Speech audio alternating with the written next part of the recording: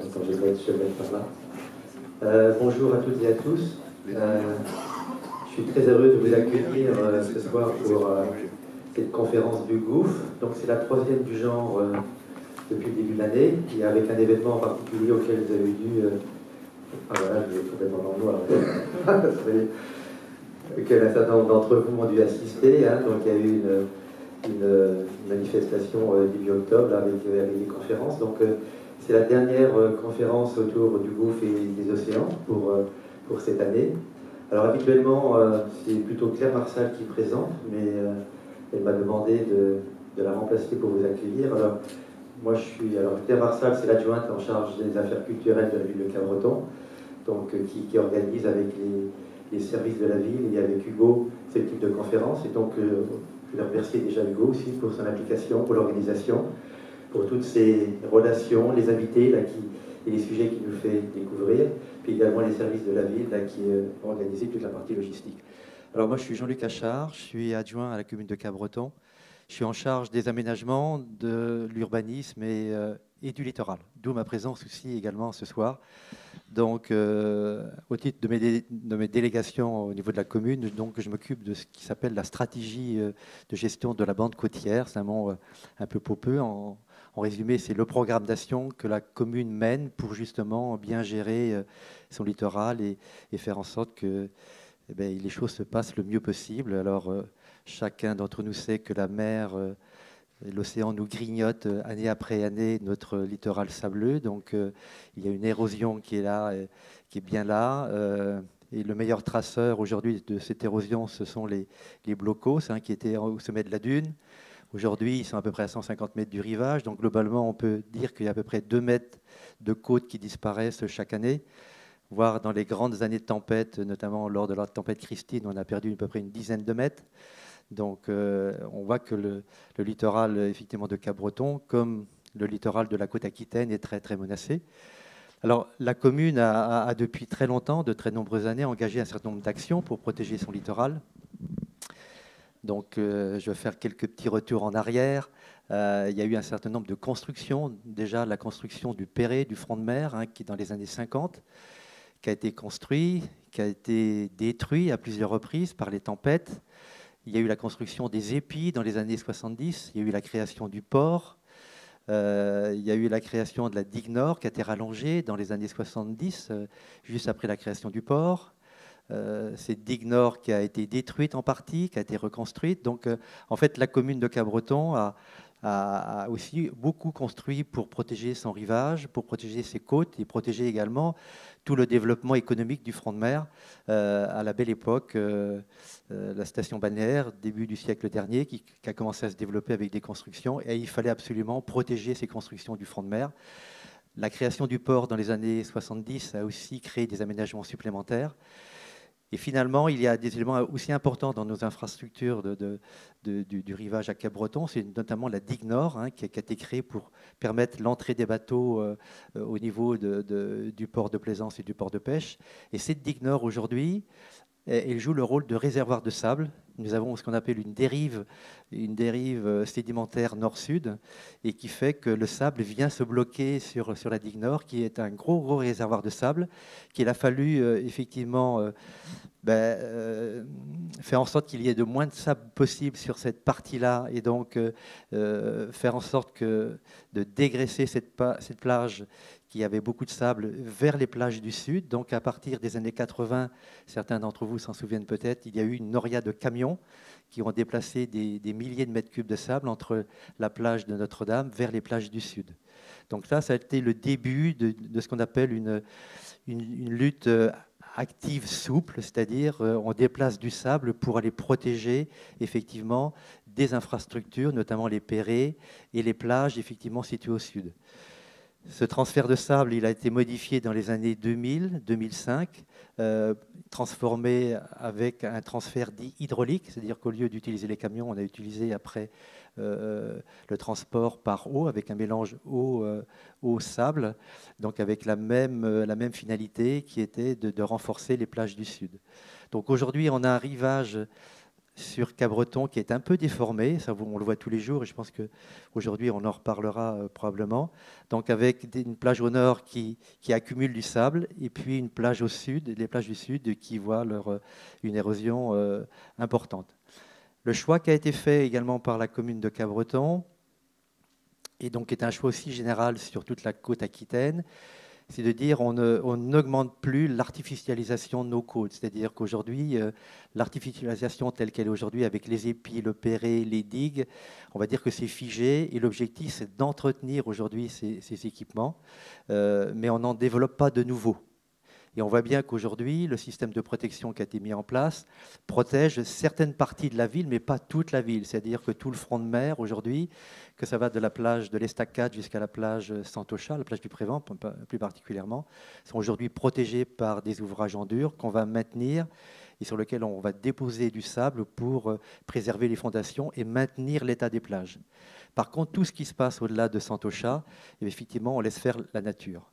Donc ça suppose également, dans notre plan d'action, d'avoir un travail très important sur la dune, comment faire en sorte que la dune préserve les habitations et tout le bâti qui est derrière la dune, notamment c'est la partie de la piste, la partie des océanides, sur lesquelles effectivement, aujourd'hui, on sait qu'à un moment donné, effectivement, le trait de côte ira jusqu'aux habitations. Donc l'objectif, c'est comment ralentir l'érosion sur cette partie-là de la côte.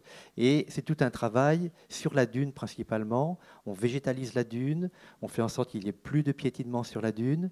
Et on essaye de faire en sorte que la dune continue de capter du sable. Et pour qu'elle capte du sable, eh bien, il faut mettre des objets. Donc on fait du branchage, on met les sapins de Noël. Et puis on fait aussi des plantations. Donc ça fait partie du programme d'action. Et puis un autre élément du programme d'action qui est très important, c'est la connaissance. C'est-à-dire comment aujourd'hui évoluent nos plages, comment évolue le trait de côte, comment évoluent les petits fonds, comment nos plages se déforment. Donc on a aussi tout un programme de mesures qui nous permet de connaître l'évolution de nos plages assez précisément et puis d'essayer d'anticiper la manière dont ces plages vont se déformer dans les 10 ans, dans les 20 ans, voire jusqu'à l'horizon le plus loin possible. Donc ça fait partie d'un programme qu'on appelle un programme de stratégie de gestion de la bande côtière. Donc nous avions une stratégie qui avait été écrite pour l'année 2017 à 2022. Nous en avons fait la conclusion. Là, on est reparti sur une deuxième stratégie. Les investissements sont très importants. Pour la première stratégie, on a dépensé 5 millions d'euros entre 2017 et 2022. Et pour la future stratégie, on va dépenser 13 millions d'euros. C'est une stratégie sur 5 ans avec les 3 communes, les communes de la Benne, les communes de Cabreton et les communes de Sorte-Segor. Et donc avec à la fois du transfert de sable, du travail sur les dunes et puis également de l'entretien des infrastructures. Ce sujet-là, on y reviendra l'année prochaine parce qu'on a prévu de faire un forum sur justement ce sujet de la gestion du programme d'action sur les plages de la Benne, de Cabreton et d'Osgore. Et donc, je vous donnerai rendez-vous effectivement dans un an pour en reparler. Je ne vais pas en dire plus ce soir, mais je vais laisser la parole à Hugo. Et donc, ce soir, c'est les plages. Donc, merci Hugo. Merci, je te laisse le manche. Donc, après cette introduction sur le sable, l'idée ce soir, c'est donc d'essayer d'imaginer comment pourraient évoluer les plages, nos plages, en fonction de tout ce qui se passe depuis une dizaine d'années, à savoir le changement climatique, bien entendu, et le changement de société que nous vivons avec un amas de population qui s'amène de plus en plus vers l'océan, vers les plages et qui veulent vivre près du rivage et quitter les villes. Donc les plages d'aujourd'hui ne sont plus les plages d'hier, qu'on a connues certains d'entre nous. Et aujourd'hui, tout doit changer. Donc on va envisager 3 aspects principalement ce soir. Le premier, ça va être, on parlait du sauvetage. Le sauvetage, ce n'est pas seulement sauver des gens dans une baignade surveillée, c'est aussi être un gardien de la plage et apprendre aux gens, être un préventeur. Voilà, on va en reparler avec Jean-Pierre Arbouette. Ça sera la première partie. Comment ça peut évoluer, ce métier, en fonction de tout ce qui se passe aujourd'hui. Le deuxième volet que nous allons aborder, c'est un volet qui m'est très cher depuis très longtemps, qui est le nettoyage, disons, raisonné des plages. Idéalement, on devrait aller vers un nettoyage raisonné des plages et non pas un nettoyage brutal et mécanique comme il se pratique dans beaucoup d'endroits. Et nous aurons M. Ganish Grabière qui vient spécialement d'Andaï pour nous parler de ça, parce qu'il le met en pratique. Il y a un certain nombre de communes, notamment au Pays Basque, qui se mettent un peu à ce nettoyage raisonné. Et je pense que ça devrait nous inspirer beaucoup pour nos plages landaises. Et enfin, la troisième partie, pas la moindre, de cet aspect de l'évolution des plages, c'est cette pression anthropique dont on parlait au début, à savoir toute cette population qui arrive, tous ces changements qui ont lieu au niveau du foncier, de l'immobilier, et la pression qui est mise sur les plages. Et pour ça, on aura Édouard de Kecker qui est là, qui est professeur à l'ESSEC et qui vit en grande partie ici, et qui connaît bien tous ces sujets, et qui viendra nous parler de ça. Et ensuite, j'espère qu'on aura bien le temps de dialoguer, ces trois intervenants et vous-même, sur ces sujets de plage qui, en fait, concernent tout le monde, y compris les gens jeunes et vieux. Même les gens qui ne vont pas sur les plages sont tout à fait concernés par la plage, puisqu'on est presque tous ici pour les plages. Voilà. Donc, en premier, je vous demande d'accueillir Jean-Pierre Arbouette.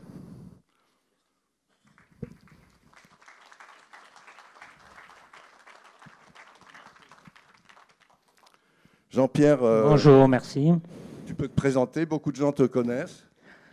Tu es connu comme le loup blanc. Bon, Jean-Pierre, quelqu'un d'assez modeste, mais il a joué un rôle majeur dans le Sud-Land. C'est vraiment lui qui, le premier, a introduit le sauvetage côtier sur nos plages. Et puis, quelque chose qui m'est cher aussi, et à Laurent Mazurel, qui nous fait le plaisir d'être présent, et d'autres aussi, comme Guillaume, c'est à savoir le body surf, qui n'est pas juste une activité ludique, mais qui est aussi une activité utile dans le sauvetage. Ce qu'on va faire avec toi, Jean-Pierre, c'est qu'on va jeter un œil sur l'évolution du sauvetage ces dernières années. Je trouvais ça amusant. Tu vas nous commenter quelques images qu'on va passer. Merci de... Ouais. Je n'ai pas besoin de lunettes, en fait. Parce qu'on revient de loin. Enfin, moi, je me souviens de...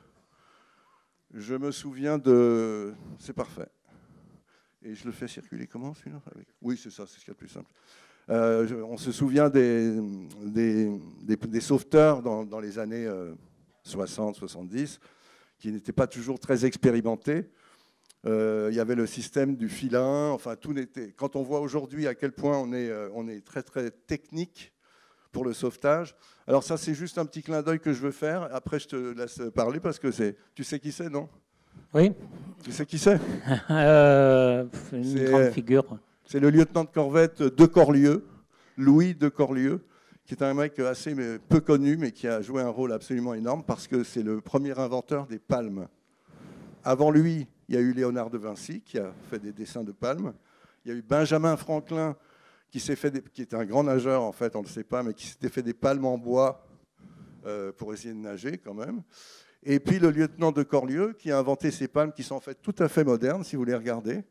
Et il a essayé de prouver à l'armée tout ça que c'était utile. Et il a nagé 6 heures dans la baie de Saint-Jean-de-Luz au mois de mai, je crois, pour prouver l'efficacité de ces palettes. Voilà. Donc on lui doit beaucoup et c'est quelqu'un de méconnu parce que les palmes, c'est quand même l'outil number one du surfeur, du sauveteur. Alors c'est lesquels faire circuler ça? Voilà. Donc je te laisse commenter un peu le sauvetage d'hier. Oui, donc je vais vous situer, je vais vous m'expliquer quand même. J'ai travaillé de 1978 à 90 sur les plages à Hossegor. J'aurais pu travailler beaucoup plus longtemps. On a développé le sauvetage côtier. Le sauvetage côtier, c'est le sauvetage sportif. Donc, et puis après, j'ai été amené quand même à voyager, donc ce qui me donne un peu, je suis là comme témoin, un peu, qui me donne un peu une expérience. Puis j'étais en Australie, j'ai vu à peu près tout ce qui se passe comme ça. Et j'ai eu l'occasion de faire une enquête sur les anciens sauveteurs avant les années 60, qui étaient des sauveteurs, d'abord, qui étaient souvent des marins. C'est pour ça qu'on va le voir après. Il y avait toujours des barques. Et les barques de sauvetage, on va les retrouver en Australie, on va les retrouver en Californie de différentes façons. Et donc voilà. Et après ces barques. Regarde Osgore. Voilà, ici, ça c'était l'escure et j'avais fait cette enquête ici sur ces deux sauveteurs d'Osgore. Ils avaient une barque. Loulou à Cabreton avait aussi une barque. J'avais eu l'occasion de l'interviewer aussi. Voilà la barque, parce qu'au début, eh ben, le sauvetage sur les plages, ça a été, ça a été quand même les marins. Faut bien le comprendre comme ça, les marins qui faisaient à la fois le sauvetage sur les bateaux et le sauvetage sur les plages avec des plus petites barques. Donc voilà, ça c'est une très très belle photo que je ne connaissais pas. Et on voit. Alors, j'ai une photo d'un ce genre de barque, j'en ai retrouvé en Californie, c'est des Doris qui sont auto-videurs. J'aurais bien voulu en faire revoir, je ne sais pas si tu as, Oui. si tu as la photo. Maintenant, pourquoi les barques restent dans certains pays? Parce qu'ils en ont fait des compétitions. Autant les Australiens que les Américains, ça a été repris en Amérique du Sud comme ça. Donc quand vous voyez le sort-bot d'Osgore qui passe la barre et qui revient, parce que tout notre sport dans le sauvetage côtier, c'est de passer la barre et de revenir le plus rapidement possible. Donc ça se fait en sort-bot pour le sport, et après ça se fait avec des planches de sauvetage ou des kayaks, on pourra y revenir. Le filin, ça c'est le filin traditionnel d'Australie. Alors il y a différents filins. Nous on avait un filin plus petit, on a beaucoup travaillé avec les filins. Le problème de ces filins, c'est que ils avaient quand même les inconvénients parce qu'ils nécessitaient 2-3 personnes, alors qu'après, quand tu es arrivé avec la planche de sauvetage à Bouet-Tube, un sauveteur arrivait à ramener. Et c'est pour ça aussi que les plages sont chargées chez nous, mais souvent l'effectif est de 7 parce qu'il y avait un gars qui partait en pointe, le deuxième partait avec la boucle, et c'était bien d'avoir des collègues qui tiraient sur la corde qui ramenait, parce que sinon, si on n'avait que des touristes, ils tiraient à fond et on faisait le sous-marin avec la victime, propre à lâcher la victime, ce qui était embêtant, et des sauveteurs se sont retrouvés comme ça hospitalisés. Donc le filin, avantage, s'il donne de sécurité, mais aussi inconvénient. Et ils ont disparu sur les plages d'Australie. Et maintenant, bon, plus les sauveteurs évoluent dans le sport en planche de sauvetage et Bouet-Tube, et petit à petit, ils disparaissent. Alors bien sûr, les sauveteurs anciens qui ont 30 ans, 35 ans aiment bien la voir parce qu'ils n'ont connu que ça. Et bien sûr, ils peuvent la voir, mais maintenant, on propose d'autres moyens d'intervention. Voilà. Le Mirador que l'on retrouve sur toutes les plages. Voilà, dis-moi. Voilà, on arrive dans la période un peu plus contemporaine.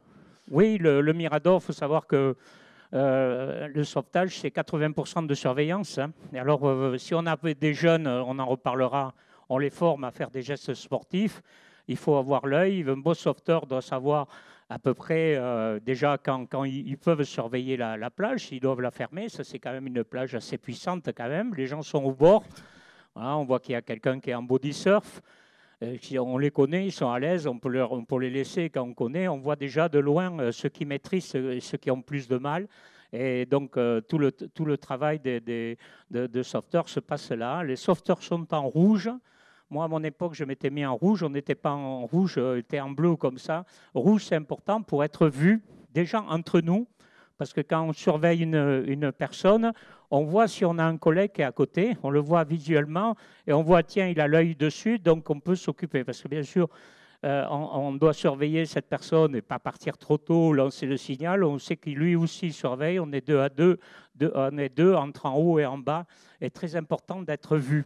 Voilà. Et ce qu'on peut dire aussi, c'est qu'il y a quelques années, jamais il y aurait eu un drapeau, il n'y aurait pas eu de baignade surveillée du tout avec un océan comme ça. Pardon ? Je veux dire, là, c'est exceptionnel qu'on puisse, qu'il laisse la baignade ouverte. Ouais.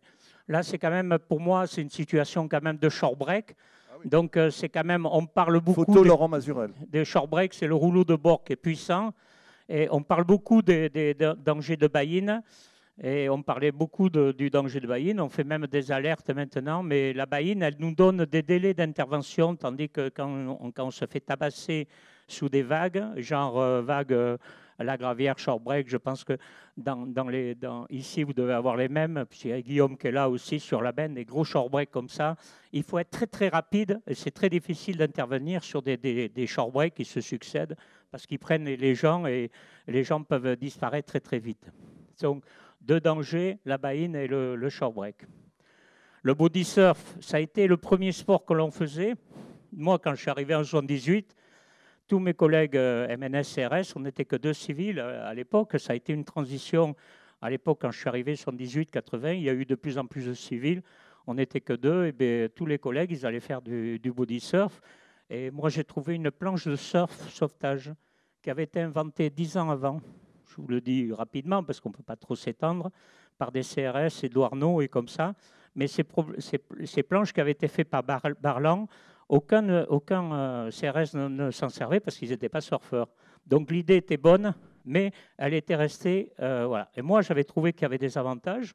Je n'étais pas un grand nageur, j'étais assez téméraire à aller dans les vagues, mais au niveau vision comme ça, cette planche de sauvetage, j'avais l'habitude, et je crois que j'étais le seul dans les amener à 80 à avoir une planche de surf qui était à côté de moi. Je pensais que s'il y avait quelqu'un qui était loin, c'était bien. Et c'était bien aussi, je m'en suis servi pour faire de la prévention. Et bien sûr, quand on a vu arriver les paddleboards, après, dans les années 93-94, moi, j'étais déjà convaincu. Et là, c'était quand même la planche de surf, de sauvetage qui était arrivée au bout. Voilà. Ça, c'est une photo de Laurent aussi, je crois. C'est Yann Badina, ça? Le body surf, on a commencé au body surf en 85. Les premières compétitions. Et on faisait du body surf comme ça. On a dit, tiens, pourquoi pas faire des compétitions? Et puis voilà, un des meilleurs body surfeurs avec Laurent Mazurel qui est là, qui est le body surfeur au départ, qui a été un grand photographe et tout ça. Et voilà, donc maintenant, c'est aussi un sport avec des compétitions. On a été un peu à l'origine d'en faire des compétitions. Et puis petit à petit, c'est véritablement un sport. C'était notre seul sport d'entraînement. Maintenant, on a autre chose, la nage, de planche, kayak. Vous voyez, vous pouvez voir les sauveteurs le matin qui s'entraînent. Voilà, les nippers, ça a été la grande évolution. Moi, quand je suis arrivé en 78, déjà j'étais formé en piscine. Je ne savais pas comment il fallait courir dans les vagues. Maintenant, on apprend les jeunes à courir. Il y a des techniques pour aller plus vite. Et on leur apprend à se servir des planches. Donc, tous ces jeunes, ils vont commencer à partir de 5-6 ans à faire de la planche de sauvetage, la nage. Ça, c'est le surfboard d'Osgore. Et ça, c'est un plus, parce que plus vous avez des gens qui sont capables, parce que tous ne vont peut-être pas être sauveteurs, beaucoup, c'est quand même le but. Hein. Je leur dis au club, c'est pas le but, c'est de faire des médailles. La plus belle médaille, c'est de faire un sauvetage. Donc voilà, tous seront peut-être faire des grands athlètes de sauvetage, mais ils pourront intervenir en prévention parce qu'ils seront sur la plage comme ça. Ça, c'est le développement. On a des enfants à partir de 6 ans, on a des masters, on a toute une catégorie. C'est un progrès aussi. Voilà, ça c'est encore le surfboat avec des petites compétitions. Donc ça vient d'Australie. C'est les bateaux qui sont typiques, qui sont calibrés, voilà, ils s'entraînent. Et ce n'est pas un sport qu'on a réussi à développer en France. On a commencé en 2001. Nous, au Segor, on a acheté le premier surfboat en 2004. Et moi, je trouvais que c'était un coin idéal parce qu'entre le lac et l'océan, il y avait de quoi s'entraîner. Biarritz s'est développé, Bègle a commencé et on n'est pas arrivé à développer ce sport. Donc voilà, il reste une petite niche. Par contre, beaucoup de clubs en France, ça a eu un grand développement. Moi, j'étais quand même convaincu. Quand on arrivait, on a vu les Australiens qui sortaient en planche de sauvetage. Pour nous, on avait les yeux grands ouverts. C'était en 94, au premier championnat du monde. Je connais bien Taïva, qui est un jeune espoir, mais il y en a beaucoup, on en a beaucoup. Et puis à Cabreton aussi, le club a été créé en 2004 avec Stéphanie Varnèche, que tout le monde connaît. Et donc voilà, là aussi, planche de sauvetage avec un gosse, on est sur de la pédagogie avec un jeune. Alors, il y a des techniques pour faire monter une victime consciente, victime inconsciente, il y a toute une technique.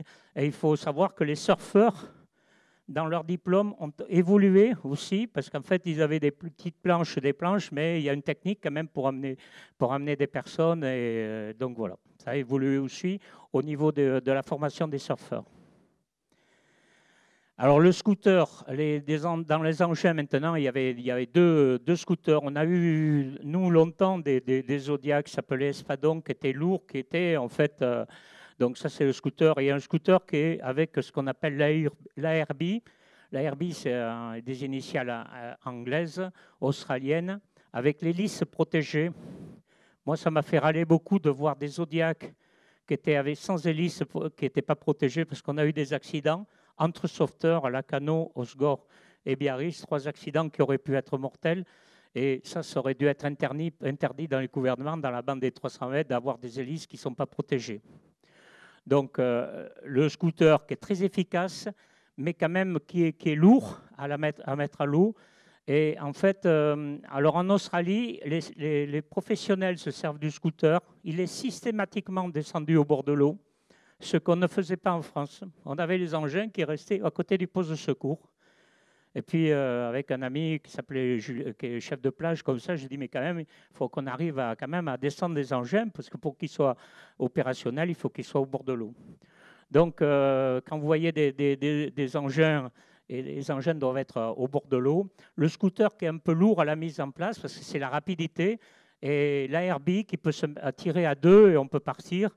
Et en fait, l'avantage de l'ARB sur le scooter, vous allez le comprendre facilement, c'est que quand le scooter est en panne, eh bien, il est immobilisé, tandis que quand l'ARB, le Zodiac, il a 2 ou 3 moteurs qui sont là, il suffit de changer le moteur et on peut repartir. C'est-à-dire que, tandis que le scooter, il faudra qu'on le mette au garage, à la ville, partir, et pendant 2-3 jours, on ne va pas avoir. Et je pense que l'ARB le Zodiac doit être moins cher. Alors, ce qui se passe en Australie, c'est que les sauveteurs, les professionnels qui sont en semaine ont le scooter, et les lifesavers, il faudrait expliquer comment ça fonctionne, mais le week-end, c'est que des gens du club. Et ils ont, voilà, l'ARB, ça c'est un peu les Mangiarotti on a fait venir on voit l'hélice protégée à l'arrière. En 2006, voilà, mes amis, on l'avait fait venir. Maintenant, ça s'est développé. On n'en a pas au Osgore, mais ils en ont à Biarritz. Vous voyez, hélice protégée, voilà. Et ça, c'est des engins qui sont très efficaces dans les vagues. De toute façon, la technique de passage des vagues, c'est pareil. Hein. Quand elle est trop grosse, on refuse, on repart par la mousse. Qu'on le fasse en scooter ou en Zodiac, c'est la même. Mais c'est des engins qui sont rapides à mettre à l'eau. Ils font des compétitions en Australie aussi. Et donc, le fait de faire des compétitions, on est plus rapide, plus performant et on est meilleur sauveteur. Il faut bien comprendre à quoi sert le sauvetage sportif, parce que nous, quand on est arrivé en 90, personne n'a compris. Mais alors, nos élus n'ont pas compris, mais même chez nous, dans les professionnels, les MNS-CRS et même les civils n'ont pas compris. Il a fallu du temps pour comprendre que le geste sportif et le geste de sauvetage est un geste sportif et que c'est bien d'être le meilleur sportif et de connaître les techniques aussi. Les Miradors aussi, les Miradors, ils n'ont pas beaucoup évolué encore ici. Les Miradors. Oui, alors les Miradors, là on est typique sur un Mirador que je connais en Australie. Les miradors sont de différentes formes et il faut que soit c'est des miradors fixes, il y a des miradors mobiles. La signalisation en rouge et jaune, on a été un peu les précurseurs aussi il y a 10 ans et puis finalement c'est arrivé depuis 2-3 ans. Là c'est un exemple typique comme devrait être placé dans les planches de sauvetage, je le dis pour Guillaume, parce qu'on voit toujours chez moi, ça me fait râler. Depuis 2004, on a des paddleboards sur les miradors, mais ils restent à côté des miradors, alors qu'ils doivent être sur le coin de la baignade. Normalement, si vous avez un courant nord-sud, vous aurez plus de chances de partir, de courir. Vous voyez qu'ils sont, le sauveteur, il est là, il part avec des couleurs qui sont vraiment très voyantes. Et le sauveteur qui est à côté du paddleboard, mais même il serait au mirador, il peut partir en courant. Ça, c'est vraiment une image. Et la bouée tube, qui est très facile à utiliser. Et donc, elle est d'une autre manière, elle est Rescue Can, qui est un peu rigide, vous avez vu aux États-Unis, en Californie. Et la bouée tube a l'avantage de s'attacher autour de la ceinture. Et le sauveteur, pour une personne consciente, il n'est pas obligé de rester collé à la victime. Il peut tracter la personne, le sortir et puis s'il y a une vague, il reste attaché. Donc voilà. Un sauveteur ramène une victime. C'est la principale innovation que nous avons fait avec le sauvetage côtier. Alors qu'avant, on était obligé d'utiliser 3-4 sauveteurs pour amener les victimes. Voilà toute la signalisation avec les signalisations pour le surf. Voilà, c'est ce qui se fait. Bon, maintenant, voilà, ça a été acquis. On avait une réglementation européenne. Il suffisait de l'appliquer Maintenant, en France, en Europe, ça vient d'arriver. Mais on aurait pu le faire il y a 10-15 ans. Cette réglementation, elle existait, rouge et jaune, avec des limites de baignade qui sont bien visibles. Avant, les drapeaux bleus que tout le monde a connus, quand on nageait, on ne les voyait pas. Le bleu, on ne le voyait pas. Voilà. Voilà, tout arrive, mais bon, il a fallu beaucoup de patience. Voilà, la limite de baignade rouge et jaune, comme on la connaît maintenant, c'est acquis. Mais pour moi qui ai voyagé comme ça faisait râler qu'on n'arrivait pas à, voilà. Et on a avec Marc Muguet et puis des anciens, on a dit il fallait, finalement c'est arrivé. Bon, Stéphanie Barnex aussi, qui est maintenant la responsable comme ça, puisque maintenant, moi, ma plus grande réussite du sauvetage côtier, c'est des gens comme Stéphanie Barnex qui sont à la responsabilité, Julien Lalanne, mais il y a bien d'autres sauveteurs qui font du sport, qui vont s'entraîner le matin, que vous voyez, et puis voilà. Donc voilà, il y a toutes ces évolutions des drapeaux qui sont pas simples, y compris des drapeaux mauves pour la pollution, ce qui est quand même une bonne chose, parce que sinon, on ne comprend pas forcément. Oui. Alors, il y a beaucoup de gens qui disent « Ouais, mais pourquoi pas les gens, ils se baignent tout seuls, chacun sa responsabilité ». Il faut se rendre compte que l'avantage d'avoir des gens qui sont sauveteurs, c'est-à-dire que ben, moi, en avant-saison, si je pars, je vois, parce que je suis un peu déformé, je vois quelque chose, je veux me mettre à l'eau, je suis content qu'il y ait des gens qui sont là, derrière. C'est pour ça qu'on a milité aussi pour avoir des permanences, parce qu'avant, les mairies, c'était sauveteur, ça veut dire baignade. Je pense, et on a défendu l'idée qu'on peut avoir des sauveteurs en permanence. Donc, avant l'été, après l'été, on a défendu que la surveillance des plages se passe de Pâques à Toussaint, ce qui fait des bonnes saisons. À Nazaré, ils sont toute l'année, ils sont en permanence. Et maintenant, on arrive. Et en fait, ce qu'on voudrait dans l'avenir, et c'est ce qui est en train de se passer, hein, c'est que ce n'est pas le public qui dépend des sauveteurs, c'est le sauveteur qui s'accorde au public. C'est-à-dire qu'à un moment donné, il est en permanence, mais s'il y a un gros week-end, ils sont 3 d'habitude, ils peuvent se renforcer avec 1 ou 2 gars, avec les clubs de sauvetage comme ça, et ouvrir des baignades le week-end. Voilà. Ce qui donne une possibilité de concentrer les personnes. Voilà. Donc, c'est l'évolution aussi qu'on a défendue et qui arrive aussi, voilà quoi. Les permanences, à avoir quelqu'un, parce que quand vous avez sur une plage les pompiers qui arrivent, il va falloir un délai pour arriver sur le sable et comme ça. Tandis que si les sauveteurs sont déjà là, voilà. Non, c'était aussi pour parler de la partie, disons, police l'été, etc., oui, qui ne peut pas être faite par les sauveteurs, qui ne devrait pas être faite par les sauveteurs. Et dans beaucoup de pays, il y a des polices spécialisées pour les plages. Enfin, oui, voilà. En ce qui concerne la police des plages, on a été en Californie, mais la police des plages, elle est bien distincte des sauveteurs. C'est ça. Avant, nous, on disait les MNSRS, c'est bien parce qu'ils font la police, mais normalement, on ne peut pas faire 2 métiers en même temps. Donc après, bon, finalement... voilà, mais enfin, on nous disait oui, mais il faut, mais si vous avez un enfant, choses qui sont en train de faire une intervention sur la plage, mais il n'y en avait pas. Et après, bon, voilà, moi je ne vais pas critiquer le CRS, ils m'ont appris le boulot, hein. Mais enfin, on était quand même sur une vue, voilà. Si vraiment, avec le développement, on a des travails de police, il faut que la police soit indépendante des sauveteurs, chacun fait son travail. C'était pour moi une grande erreur. Bon, ben, voilà, donc... De mélanger 2 professions. Voilà. En fait, ils n'avaient pas de travail de police. Moi, quand j'étais sur les plages, il ne se passait rien.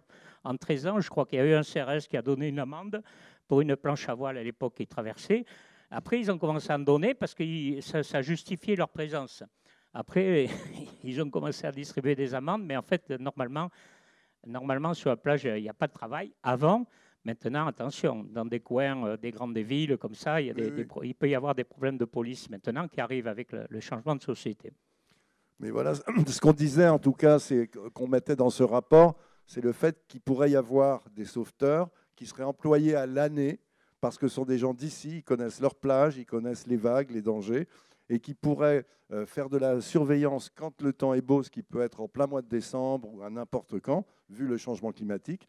Et par ailleurs, ces gens qui seraient donc à l'année pourraient aussi bien faire de la prévention, parce qu'on se rend compte que dès qu'on s'éloigne du littoral, il y a plein de gens qui ne connaissent absolument rien à l'océan, qui promènent leurs gamins tout près du rouleau de bord, etc., etc. Donc il y a beaucoup de prévention à faire. Et puis par ailleurs, ce même sauveteur, il peut aussi, il patrouille sur sa propre plage. et il connaît sa plage. Donc s'il voit une pollution, s'il voit des choses anormales, il les voit. S'il voit de l'érosion à un endroit, il les voit. Et donc, il y aurait vraiment de la place pour des emplois comme ça, de gens qui seraient vraiment implantés dans leur commune, qui seraient à la fois sauveteurs, éco-gardiens, préventeurs. Oui, tout à fait. On défendait ça à l'époque, dans les années 80. On n'était pas entendu, bien sûr, qu'il fallait garder les plus anciens. C'est les plus anciens qui arrivent et puis les saisonniers arrivent. Et donc, c'est ce qui se passe maintenant. Ils ont compris qu'il faut se garder les plus anciens.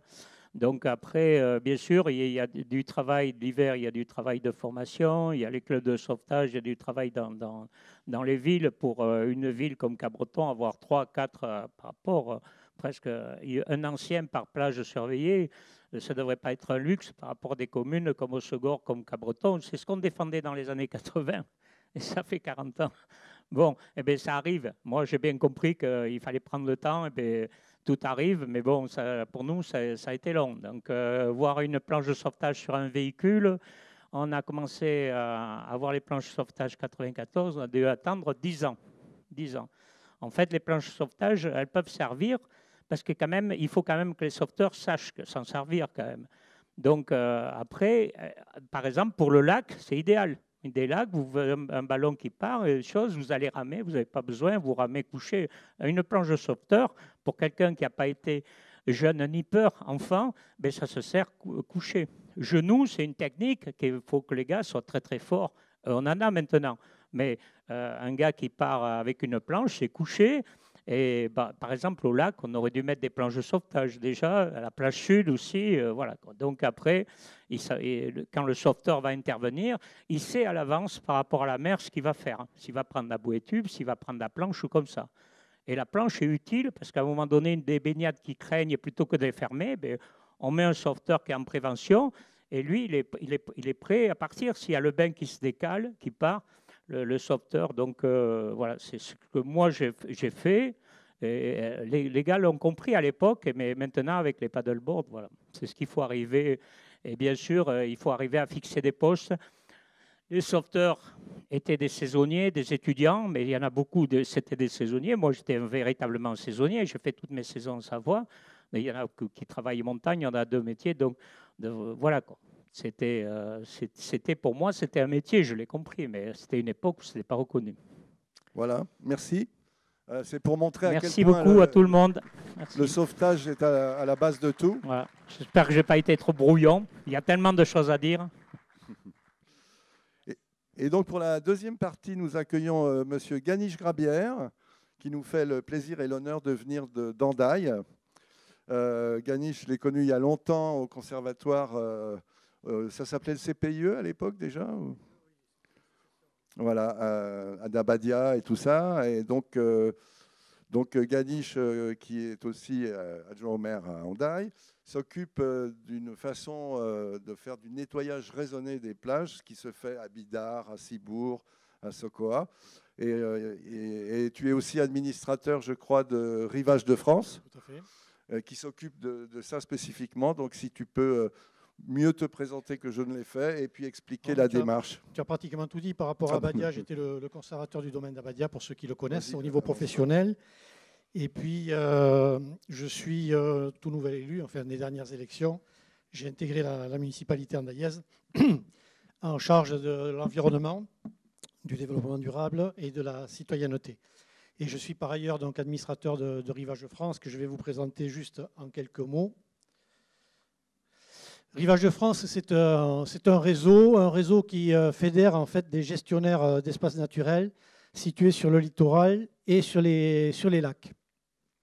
Un réseau composé de structures de nature différentes, des communes, des EPCI, départements, régions, associations, opérateurs publics.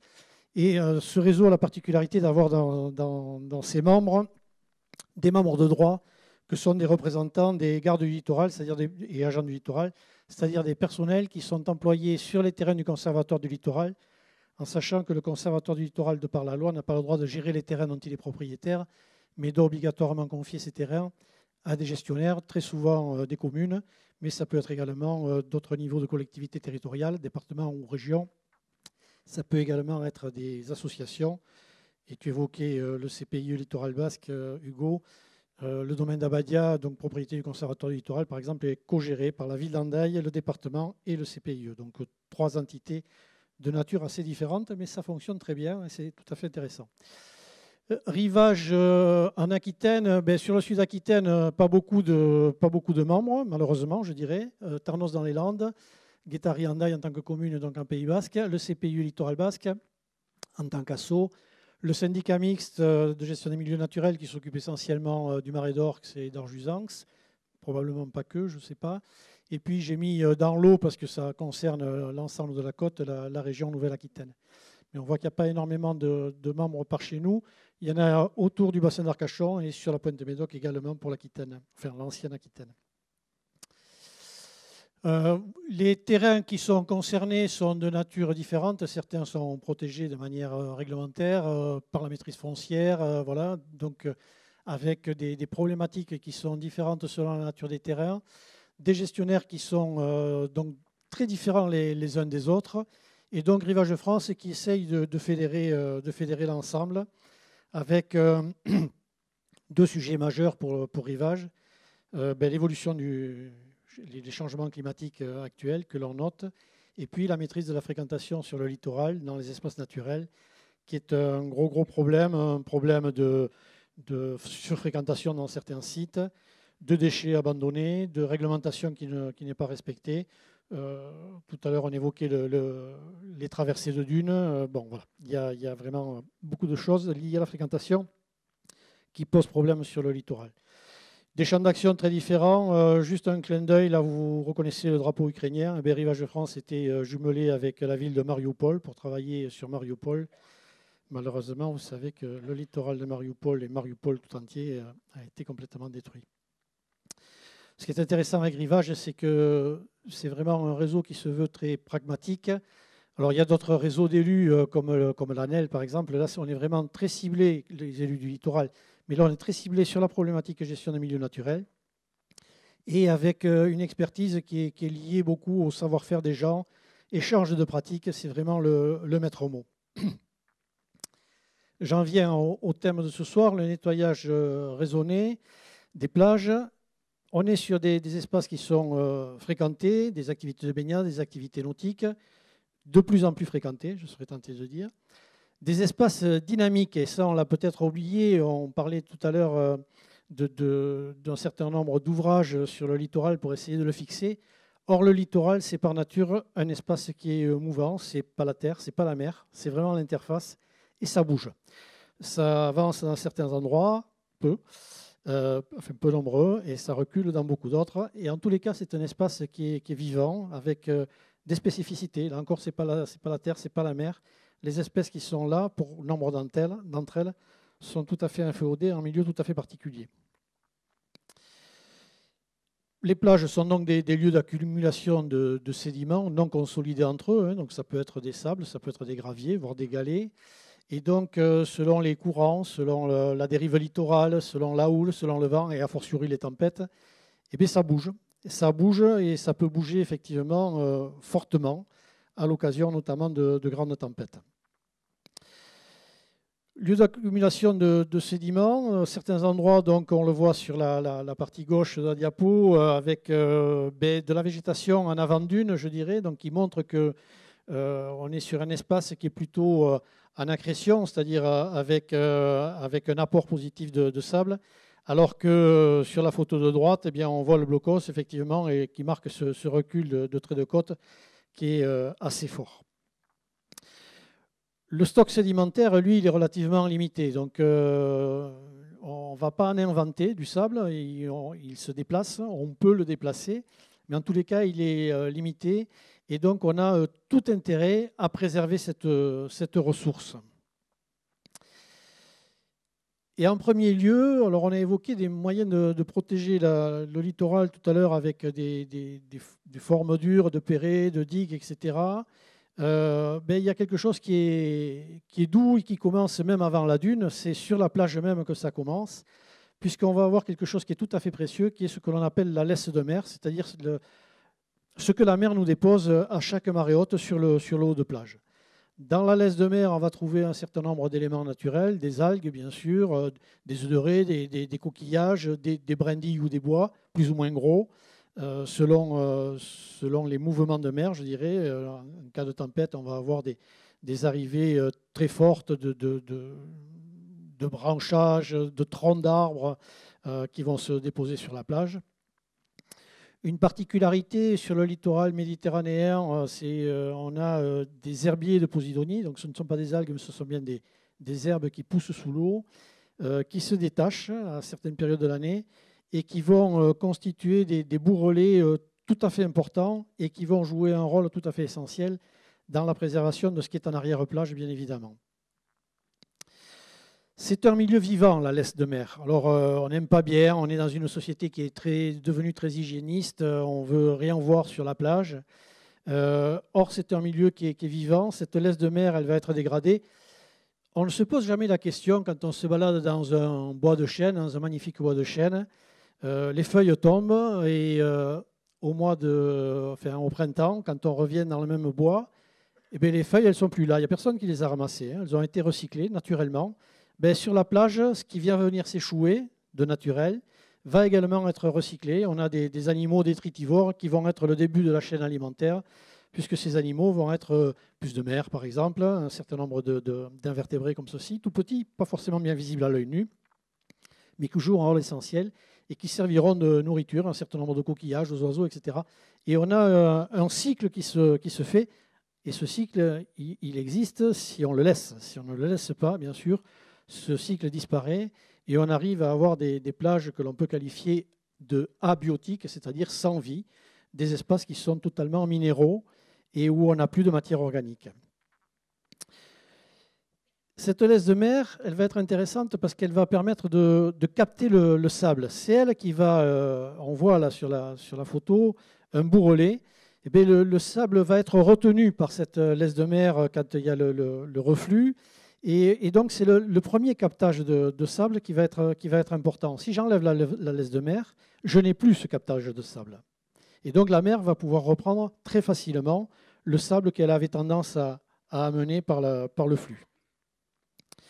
Cette laisse de mer, si on la laisse, elle va se décomposer petit à petit et on va voir arriver une végétation particulière, la végétation de laisse de mer, qu'on appelle la végétation de laisse de mer, des premiers éléments végétaux qui vont s'installer et petit à petit, on peut avoir une colonisation de la plage et, à la longue, formation, élévation de l'avant-dune pour arriver à de la dune plus tard. Donc on a quelque chose, là, on a un véritable piège à sable. Or, malheureusement, très souvent, on le retire. Le sable, il est mouvant. Il va être bougé à la fois par l'eau, par la mer, soit dans un mouvement qui vient de la mer vers la terre, soit le long de la côte par les dérives littorales. Ce sable va être bougé, va se déposer par les vagues. Les éléments vont être déposés sur la plage. Et ces grains de sable vont être repris par les vents et, selon l'orientation des vents, vont pouvoir venir vers l'intérieur des terres ou, à contrario, revenir de l'intérieur des terres vers la mer. Il est évident que si on a de la végétation qui pousse sur ce sable, eh bien, on a là encore un filet, le système racinaire des végétaux, qui va servir de filet et qui va permettre de stabiliser ce sable et éviter ces mouvements trop importants de la terre vers la mer notamment. On le voit bien là sur cette diapo, on voit le dépôt de laisse de mer et on voit où se développent les végétaux. C'est une plage, je ne la connais pas celle-là, c'est une diapo que je ne connais pas, enfin je n'ai pas faite. Mais on voit très bien où se développe la végétation et on voit le rôle que peut jouer la laisse de mer. Et à terme, bien sûr, donc peu à peu, une colonisation du haut de plage et donc une stabilisation. La dune se forme, dune embryonnaire, elle sera mouvante elle aussi bien sûr, mais elle protège la vraie dune. Et derrière la dune, on l'a évoqué tout à l'heure et on l'évoquera dans la conférence qui suivra, derrière la dune, eh bien, on a aussi nos habitations, nos infrastructures. Et donc on a compris qu'on avait quelque chose qui était complètement lié et qu'il faut prendre dans sa globalité. Donc un rôle en matière de conservation de la biodiversité, bien sûr, de résistance souple par rapport à l'érosion, un lieu d'abri, de reproduction de nourriture pour la faune et surtout donc, ce frein à l'érosion, au transit sableux, qui va permettre l'installation des végétaux et derrière la création de l'avant-dune et la protection de la dune. Malheureusement, dans la laisse de mer, on n'a pas que du naturel, loin s'en faut. On a des diapos qui sont assez catastrophiques. Très souvent, les gens pensent « Ah, les marins, ils sont, passez-moi l'expression, ils sont dégueulasses, ils jettent leurs trucs. » Non, 80% de nos déchets retrouvés sur nos plages viennent de l'intérieur des terres. Plus de 80%. Et parfois de fort loin. Il y a un bateau sur Hendaye qui fait de l'observation de cétacés et à l'occasion de ces observations qui sensibilisent le public aux déchets, donc ils font des ramassages de déchets flottants. Ils ont récupéré au large de la plage d'Hendaye un conteneur de ville, un grand conteneur de poubelle. Ce conteneur, il était marqué de la ville de Toulouse. J'en dis pas plus. Donc beaucoup de déchets que l'on va être bien sûr tenté d'enlever, et il faut les enlever indéniablement, il faut les enlever, la question ne se pose pas. Alors il y a les gros déchets, et puis il y a aussi tous les petits déchets, les micro-déchets, les nano-déchets, tous ces microplastiques, les mégots de cigarettes qui sont particulièrement polluants. Et donc un certain nombre de villes développent ce type d'outils pour essayer de sensibiliser le public, et y compris le public de l'intérieur des terres, qui râle quand il vient sur la plage et qu'il ne la trouve pas propre, ben qu'il est aussi en partie responsable de ces saletés que l'on y retrouve. Le nettoyage des plages, selon les secteurs, il est de compétences variables. Je crois que dans les Landes, vous avez le département qui est très impliqué. Voilà. Et puis, on va avoir des modes de nettoyage qui vont être très différents, mécaniques, manuels. On va passer plus ou moins régulièrement selon la saison, bien sûr beaucoup en période estivale. Ça va être réalisé soit par des services communaux ou départementaux, soit en régie par des entreprises. On a un petit peu des techniques et des intervenants de manière différente. Alors, pourquoi nettoyer? Bien sûr, pour enlever les déchets anthropiques. Ça, on le comprend bien. Mais pourquoi enlever également la laisse de mer?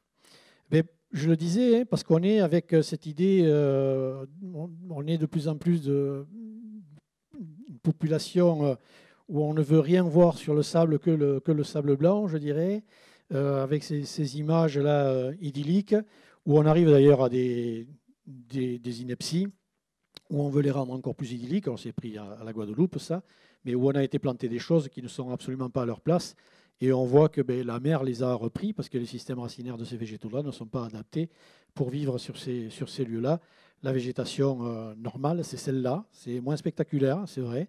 Ça fait moins rêver, probablement, mais ça tient la plage. À partir des années 80-90, on a développé le nettoyage mécanique avec l'essor du tourisme, le développement des stations balnéaires, etc. Et donc, on a voulu présenter, quand on reçoit du monde chez soi, on veut que ça soit propre, hein, c'est clair. Et on voulait présenter nos plages de manière la plus propre possible. Et on a eu un développement très important. Excusez la reprise de la diapo qui n'est pas de bonne qualité, mais juste pour montrer que l'on avait des envies fortes. Voilà, en 81, là c'est dans l'Hérault, ils revendiquaient 1 million de mètres carrés nettoyés. Voilà, 1 million de mètres carrés, ça parle plus que si on le met en hectares, parce que là il y a 1 million, donc ça fait déjà beaucoup plus. Et puis en 5 ans, eh bien, voilà, on a multiplié par 10, donc on a un effort et on s'en réjouit. On se réjouit de cette importance du nettoyage de nos plages. Le seul problème, c'est que ces machines-là, elles ne trient pas et elles vont tout prendre. Elles vont tout prendre et c'est encore plus dramatique depuis l'Erika et le Prestige, puisque les communes et les départements se sont dotés de matériaux de plus en plus performants avec des cribleuses tamiseuses, avec des remaillages très serrés pour essayer de récupérer effectivement toutes les galettes de pétrole au maximum. Ça, bien sûr, il fallait le faire, mais on continue à les utiliser et on cherche à cribler tout. Alors ça a un avantage, c'est qu'on va récupérer du mégot, par exemple. Ça, c'est effectivement très bien, mais on enlève tout ce qui est naturel, et ça, c'est beaucoup moins bien. Et on le faisait de manière systématique et en allant au plus près de la dune ou de l'avant-dune. Et on comprend bien que là, eh bien, on va empêcher cette végétation que j'évoquais tout à l'heure, qui est absolument primordiale pour stabiliser la plage. On va l'empêcher de pousser parce que tous les jours, on va passer et on va enlever systématiquement les plantules qui auraient la folle idée de vouloir se développer dans ce secteur.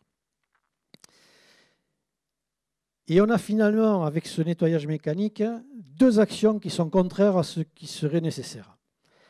D'une part, on enlève la laisse de mer qui constitue ce premier piège à sable, comme on l'a vu tout à l'heure. Mais en plus, quand on enlève cette laisse de mer, comme elle est humide, eh bien, on enlève du sable qui était contenu dans la laisse de mer. Donc, non seulement on l'empêche de se déposer, mais en plus, celui qui y est, on l'enlève. Donc, il ne faut pas s'étonner si on a un recul du trait de côte qui est encore plus marqué qu'il ne devrait être. Alors, avec le changement climatique et l'élévation du niveau marin, bien évidemment, on aura un recul du trait de côte, mais on l'accentue par notre action humaine en voulant bien faire. C'est ça qui est terrible quand même malgré tout. En voulant bien faire, en voulant faire propre, ça reste problématique. Et puis, voilà, une image qui est claire. On a enlevé un certain nombre de choses, mais il y a un paquet de sable qui est parti.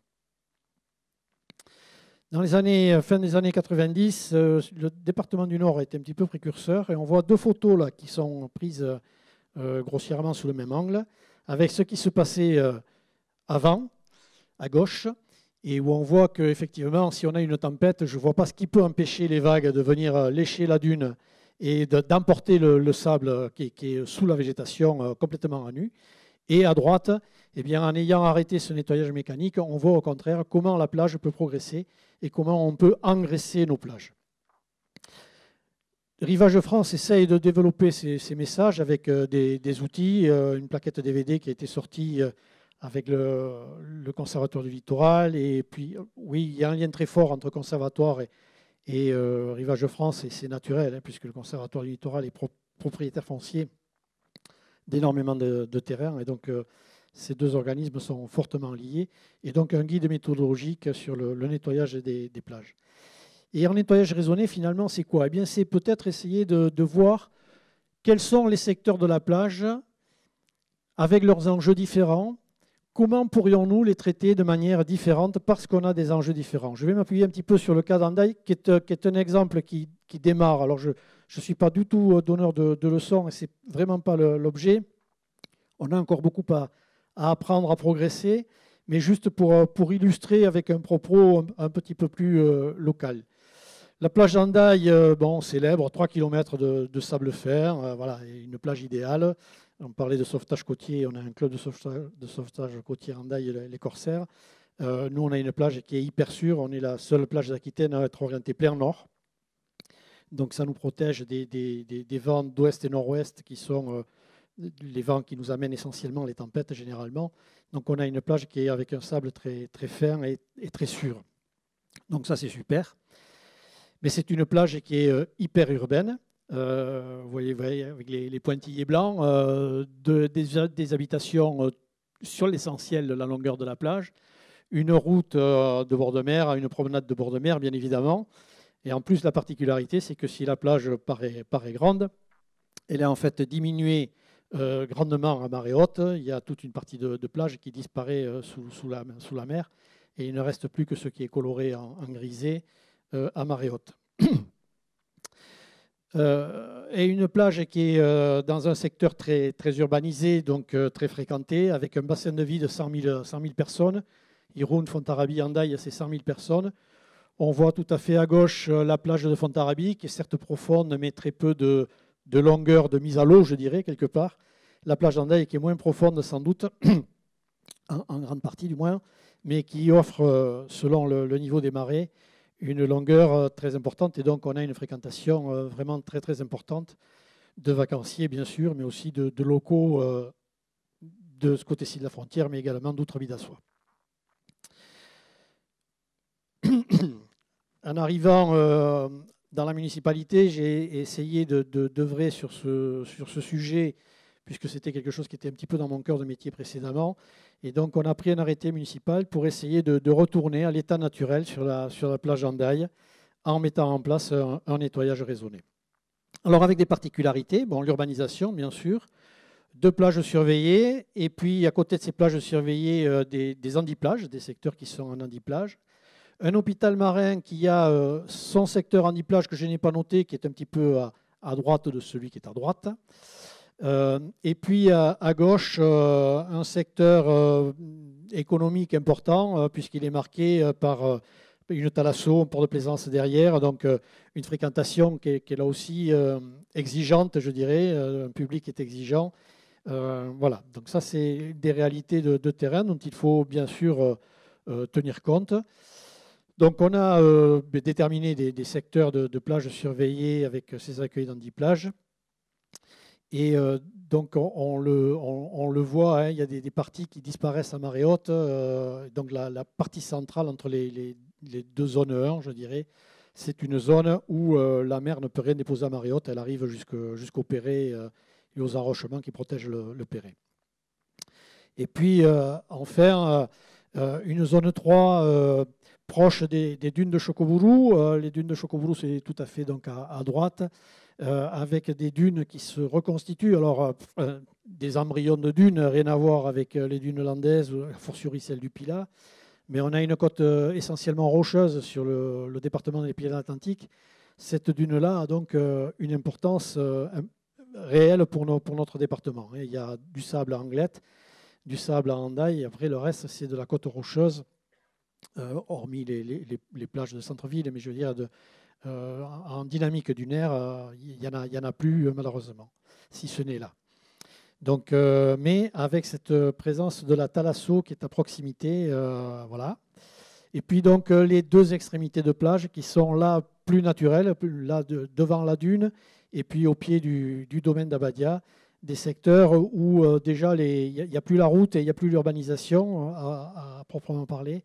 Donc des secteurs qui sont plus naturels, même si encore une fois, nous sommes une plage d'un bout à l'autre et qui est quand même une plage que l'on peut considérer comme étant très très urbaine.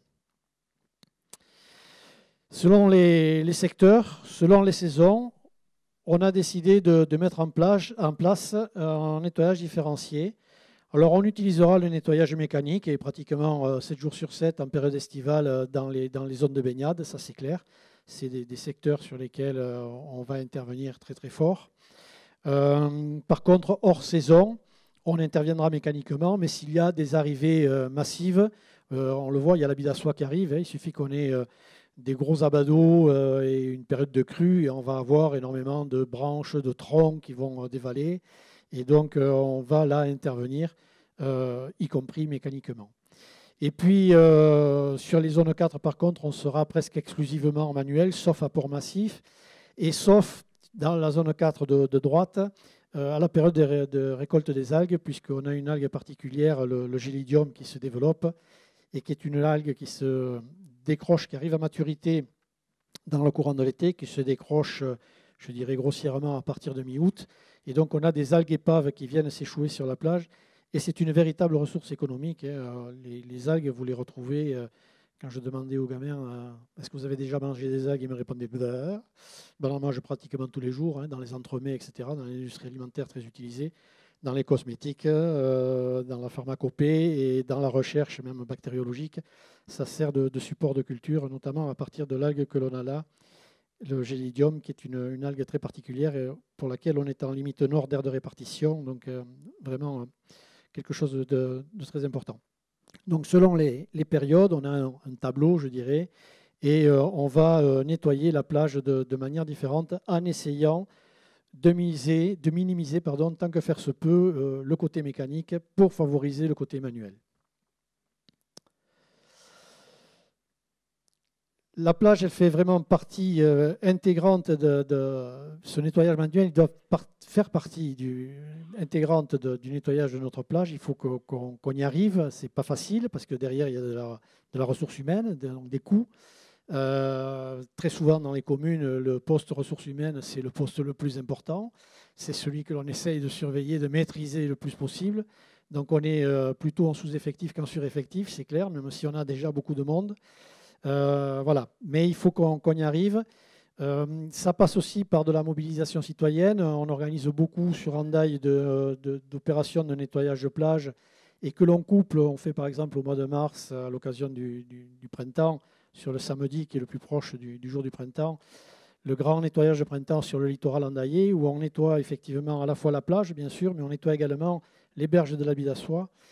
Et on l'a fait de manière transfrontalière pour la première fois cette année au mois d'octobre. Et c'est vraiment une réussite.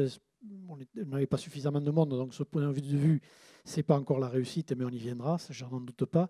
La réussite, c'est d'avoir réussi à mobiliser les 7 communes riveraines de la Bidassois, 4 sur la rive gauche, Irun, Fontarabi, Lesaka et Bera, et 3 sur la rive droite, Biriatou, Urun et Andaille, pour faire le lien entre l'intérieur des terres et le littoral, parce que cette problématique des déchets, c'est vraiment une problématique générale et qui ne concerne pas que les communes directement littorales. Voilà, avec un petit diplôme que l'on a créé de protecteur de littoral pour le donner au départ aux enfants qui venaient donner un coup de main dans ces opérations. Et en fait, les parents nous le réclamaient aussi, donc je crois que c'est symbolique, mais c'est une manière aussi de montrer aux gens que ce petit geste-là, on n'a pas sauvé la planète, c'est clair, mais ce petit geste-là, il est important parce que ça permet de faire résonner, de faire parler, de sensibiliser autour de soi. Alors pour aller vers un nettoyage raisonné, il faut prendre le temps, ça ne se décrète pas du jour au lendemain. Donc bon, j'ai mis une petite échelle de temps, elle devrait être même plus longue que ça, parce qu'il y a plusieurs étapes. On va recenser les pratiques actuelles de la plage, comment on nettoie, à quelle périodicité, bon, on va regarder ça, dans quel secteur. On va regarder aussi comment évolue notre trait de côte selon les secteurs. Hein. On parlait de part et d'autre de la digue, là, les plages nord, les plages sud par exemple. On peut regarder, ce n'est pas la même problématique d'un côté que de l'autre de la digue, indéniablement. On va évaluer les enjeux biologiques aussi. Est-ce que c'est des endroits qui sont déjà comment dirais-je, fréquentés par exemple un certain nombre d'oiseaux, limicoles, etc., qui viennent s'y nourrir? Ou est-ce que potentiellement ils pourraient y être si on changeait des choses? Ils n'y sont peut-être pas aujourd'hui, mais est-ce que le milieu pourrait les accueillir? Et en fonction de ça, on va catégoriser nos plages avec 3 grandes catégories. On pourrait éventuellement faire des sous-groupes même là-dedans si on voulait aller dans très ferme, mais déjà des plages à faible enjeux environnementaux. On est vraiment sur une plage urbaine. On sait qu'à cet endroit-là, on ne pourra pas faire énormément de choses. Par contre, il y a des plages avec des enjeux environnementaux plus forts, mais on va avoir un frein parce qu'elle est très fréquentée. Donc là aussi, la demande sociale est là. Il faut de la propreté, il faut qu'on fasse évoluer les mentalités, mais ça ne se fait pas du jour au lendemain. Donc on va y aller petit à petit. Et puis par contre, des endroits qui ne sont pas fréquentés ou très peu fréquentés, et puis ou sur lesquels on peut avoir des très forts enjeux. Et donc là, on sera beaucoup plus sur des méthodes les plus douces possibles et les plus respectueuses des milieux naturels. Et en fonction de ça, donc, on va adapter, en fonction de ces secteurs que l'on aura déterminés, les pratiques de nettoyage. Et surtout, on va accompagner ces changements de pratiques pour que ça soit passé dans la population. La sensibilisation du public, c'est important. Former le personnel aussi, celui qui était habitué à être sur le tracteur et à tirer la tamiseuse, il ne comprend pas pourquoi on va lui demander de passer plus souvent à pied que sur le tracteur. Ce n'est plus tout à fait le même métier. S'il a un âge déjà un peu avancé, entre guillemets, ou s'il a beaucoup de pratiques d'une manière générale, le faire changer de méthode, voilà, ça ne se fait pas du jour au lendemain, il va falloir le former, tout en maîtrisant les coûts, mais je l'ai évoqué, les communes ne sont pas si riches qu'on le croit malheureusement, les dotations d'État ne sont pas à la hausse, bien au contraire. Et puis mettre en place un suivi, et puis peut-être qu'avant de se lancer sur un linéaire qui est trop important, on peut peut-être commencer par un secteur test et puis en faire parler sur la commune pour faire évoluer un petit peu nos mentalités de manière générale. Rivage de France peut accompagner là-dessus. Hein. Il y a des publications pour les membres de Rivage de France, toujours appuyées sur des témoignages et des retours d'expérience. C'est vraiment la force de cela. J'aimerais bien les pairs, la faute sur mer, par exemple, qui ont mis en place des choses. Voilà, donc, ça permet d'avoir des référents et de passer des coups de fil. Tiens, comment vous avez fait? Quelles conséquences? Voilà, de l'échange, les réseaux, c'est ça. Et puis, il y a des formations qui sont organisées, même des formations au nettoyage raisonné des plages. Hein, c'est quelque chose que le Rivage de France peut faire, des séminaires, voilà, tout un tas de choses qui sont là pour faire évoluer nos pratiques Sur les plages, une plage propre, ce n'est pas une plage où c'est 100% du sable. Une plage propre, c'est une plage sur laquelle il y a aussi la laisse de mer.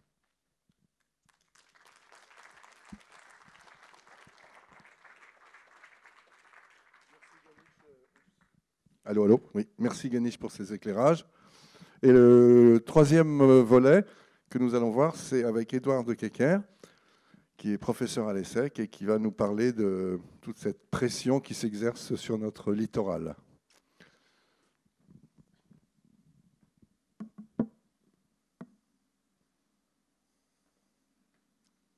Merci. Je suis le seul intervenant qui a mis une photo de lui, c'est terrible de constater. Excusez-moi. Donc merci beaucoup Hugo et merci à la municipalité pour cette invitation. Donc moi effectivement, je suis donc d'abord parisien. Excusez-moi, personne n'est parfait, mais j'ai une longue histoire affective de fréquentation de ce territoire que je côtoie de plus en plus. Je suis beaucoup moins spécialiste des plages et des océans que toutes les personnes qui ont parlé avant moi.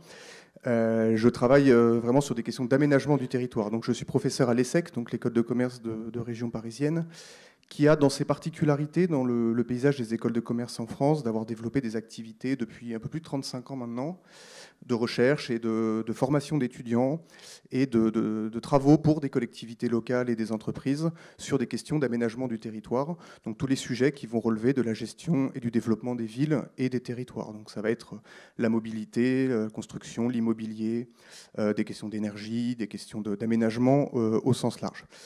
Et donc dans ce cadre, effectivement, je suis amené chaque année à travailler pour des territoires qui sont très différents. Et c'est vrai que depuis 2 ans, j'ai un peu du coup renoué un regard différent sur ce territoire que j'ai fréquenté beaucoup de longue date comme touriste, mais avoir du coup un regard d'abord de plus en plus de résidents, et puis aussi amener mon regard professionnel sur un territoire qui me tient à cœur. Et c'est un peu de ça dont je voudrais vous parler ici. Donc parce que, effectivement, l'une des convictions qu'on a avec Hugo, c'est qu'effectivement, le devenir de la plage, il est aussi lié au devenir du territoire. Les plages sont vraiment des intermédiaires entre l'océan et l'interland, le rétro-littoral, le territoire, peu importe de quelle manière on l'appelle, en travaillant à partir de ce qui va nous m'intéresser, c'est-à-dire la pression anthropique, donc la pression liée à toutes les activités humaines qui vont impacter le territoire et qui vont avoir des effets directs ou indirects sur les plages et qui appellent des questions véritablement en matière de régulation, en matière donc de gestion. Vous avez à gauche une carte qui a été faite par l'agence d'urbanisme de Pyrénées-Atlantiques, l'ODAP, qui est une carte sur l'indice synthétique de croissance urbaine, peu importe les détails. En gros, ça mesure l'intensité de la pression liée à la croissance de la population et la construction de logements. Et vous voyez en rouge qu'on a en fait une même conurbation qui va du nord de l'Espagne, de San Sebastián, et qui remonte aujourd'hui vers le Sudland, Osgore, Seignos, Cap-Breton, et encore déjà aujourd'hui plus au nord. Donc en fait, d'abord la pression anthropique sur ce territoire-là. Alors je vais centrer mon propos sur le territoire de la communauté de communes Max pour des raisons dont je vais vous parler, que j'appelle le Land Atlantique Sud, peu importe. Beaucoup de choses que je vais vous dire, à mon sens, sont valables, enfin sont des questions qui se posent sur l'ensemble du littoral aquitain, bien évidemment. Donc cette conurbation qui remonte, vous voyez, c'est une même pression immobilière, touristique, qui remonte du Pays Basque ces dernières années vers le sud des Landes et qui, du coup, est une pression sur le sol, ce qu'on appelle en urbanisme le foncier. Je vais beaucoup parler de questions autour de la pression foncière. Et donc, vous voyez que le territoire donc, qui m'intéresse ici, le territoire de Max, de Land Atlantique Sud, c'est donc ces 23 communes, essentiellement, alors où vous avez encore beaucoup d'espaces qui sont encore des espaces naturels pour des raisons historiques qui ont été préservés et où à peu près seulement 10% du territoire est bâti, qui n'est pas un espace qui est structuré. Vous savez, dans les intercommunalités, généralement, vous avez souvent un schéma ville-centre et couronne périurbaine autour. C'est souvent la structure classique d'une intercommunalité. Ici, ce n'est pas le cas. Vous avez un espace où vous avez des poches urbaines différentes avec un point d'entrée autour de Saint-Vincent-de-Tyrosse, Saint-Jour-de-Marraine, de pôle multimodal de dessert, d'une partie nord urbaine autour de Souston et Vieux-Boucau, et la partie ici, l'autre partie urbaine au sud, Cap-Breton, Osgore-Seignos. Donc vous n'êtes pas sur un schéma ville-centre, périphérie. Et donc ça fait que quand vous avez une pression qui s'exerce, évidemment, c'est beaucoup plus compliqué en matière de gestion de cette pression, puisque ça pousse finalement au mitage, à des développements qui sont des développements qui se font à l'opportunité et de manière totalement éparse. Ce qui est ce qu'on constate ces dernières années sur ce territoire. Alors pourquoi je dis qu'il est dans un momentum ? Comme je vous disais, j'ai travaillé sur beaucoup de territoires ces dernières années, très divers en toute la France. Et j'ai rarement eu l'occasion de me retrouver dans une situation où je me dis que les décisions qui vont être prises en matière de modèle de développement de ce territoire, ces prochaines années, vont l'engager dans une direction ou une autre de manière en partie irréversible. Donc on est vraiment à un territoire qui est dans la croisée des chemins en matière de modèle de développement et évidemment le devenir des plages en résulte. Et donc il faut que ces décisions qui seront prises sur le plan politique, sur le plan des stratégies d'aménagement, soient le plus à la fois partagées possible avec les parties prenantes du territoire, les populations, les entreprises, les associations, etc. Et qu'elles soient également les plus informées possibles. Et c'était le but un petit peu des travaux que j'ai conduits pour la communauté de communes donc ces dernières années. Alors, d'abord, on est sur un territoire, je vais venir sur la question pourquoi est-ce qu'on a une pression anthropique telle qui s'exerce aujourd'hui sur ce territoire et sur cette partie littorale. D'abord, historiquement, c'est important de le rappeler, on n'est pas sur un territoire qui était avec un modèle de développement et de peuplement qui était littoral. À part la ville dans laquelle on se trouve ici, qui est le seul port naturel des Landes finalement, le reste du territoire était vraiment, avait un peuplement qui était plutôt autour des étangs, avec des populations qui subissaient généralement le déversement des sables, qui n'avaient pas de fréquentation du littoral particulière, qui était plutôt un environnement hostile. Hugo en parlerait mieux que moi, mais il y avait beaucoup de traces dans les écrits, ou une vision très lointaine finalement de l'océan. Et ce territoire, il a d'abord commencé à être transformé. Et d'ailleurs, ça se retrouve encore à la fois au XXe siècle et aujourd'hui. On a beaucoup, dans les décideurs locaux, encore des profils de personnes qui ont une culture beaucoup plus terrienne que littorale, véritablement. La première transformation de ce territoire, qui a été faite par le pouvoir central au XVIIIe et au XIXe siècle, est venue finalement petit à petit domestiquer ce littoral, fixer le trait de côte par l'aménagement de cette grande forêt qui est la plus grande forêt artificielle d'Europe, essentiellement de pins maritimes et de chênes-lièges, qui est devenue assécher le marais d'Orx et qui a construit toute une culture de manière taylorienne en fait, toute une forêt, une culture productiviste autour de la forêt, avec des figures qui ont dominé pendant longtemps l'économie de ce territoire, des résiniers métayers, etc., mais toujours cette idée d'une culture très, très terrienne. Est venu ensuite un deuxième moment très important, avant que j'arrive sur ce qui se passe aujourd'hui, qui est la politique de la MIACA. Vous savez qu'après-guerre, on a eu sur le territoire des grandes politiques d'aménagement national portées par l'État central, qui avaient beaucoup plus de pouvoir d'ailleurs qu'aujourd'hui, qui ont été portées par la délégation à l'aménagement du territoire, la DATAR, créée en 1963. Et parmi ces politiques, il y a eu la mission interministérielle pour l'aménagement de la côte d'Aquitaine, ou la MIACA, que je pense une partie d'entre vous au moins connaît, qui a été un moment important parce qu'en en fait, elle était très distinctive. Si vous regardez la politique de la MIACA par rapport à d'autres politiques d'aménagement du littoral, et notamment par exemple le Languedoc-Roussillon, la MIACA a un mode d'intervention très particulier, puisqu'en fait, le parti pris qui a été le sien a été de dire on ne va pas bétonner la côte, on ne va pas l'urbaniser. On va s'appuyer, pas de création ex nihilo de nouveaux tissus urbains, on va avoir un parti pris plutôt de travailler à renforcer, densifier l'existant, le structurer, avec souvent ce qu'on a appelé un urbanisme perpendiculaire à la côte, avec un binôme entre le bourg dans l'intérieur des terres et le développement littoral et la mise en valeur de ces axes qui relient les deux, notamment avec des aménagements cyclables, etc. Et donc ça c'est un moment important. Tout n'a sans doute pas été réussi par la MIACA, mais en fait, cette politique-là, qui s'est traduite après sa disparition par la loi littorale, que vous connaissez, qui normalement proscrit finalement ces développements à une certaine distance du littoral, quand elle est respectée, ça c'est un autre sujet. Mais en tout cas, elle reste aujourd'hui un élément tout à fait important, dont on a tiré un héritage qui est finalement ces plages, un littoral quasi non bâti, dont il faut mesurer, je pense, le caractère exceptionnel aujourd'hui, qui va expliquer pourquoi, avec la montée des préoccupations, des aspirations de nos sociétés dans les années 2000 et surtout 2010, cette volonté de revenir finalement plus proche de la nature fait que ce territoire-là explose et que ce littoral non bâti aujourd'hui, c'est un trésor en matière d'attractivité. Alors, sur cette histoire longue qui est important de rappeler, parce que vous voyez qu'on est sur une histoire d'aménagement, de mise en valeur progressive, est venu se greffer un cycle extrêmement rapide et extrêmement violent de croissance, qui a eu des effets bénéfiques évidemment, mais pas seulement, depuis une quarantaine d'années, et surtout depuis 10-15 ans, qui est lié d'abord à l'irruption du surf à partir des années 80, alors qui est plus vieux hein, évidemment, mais qui explose véritablement à partir des années 80 et qui a structuré un développement d'abord économique de ce territoire avec l'arrivée de ces grands majors du surf qui ont installé aussi une économie, une mentalité de rente économique sur ce territoire. Ces grands majors du surf sont en grande partie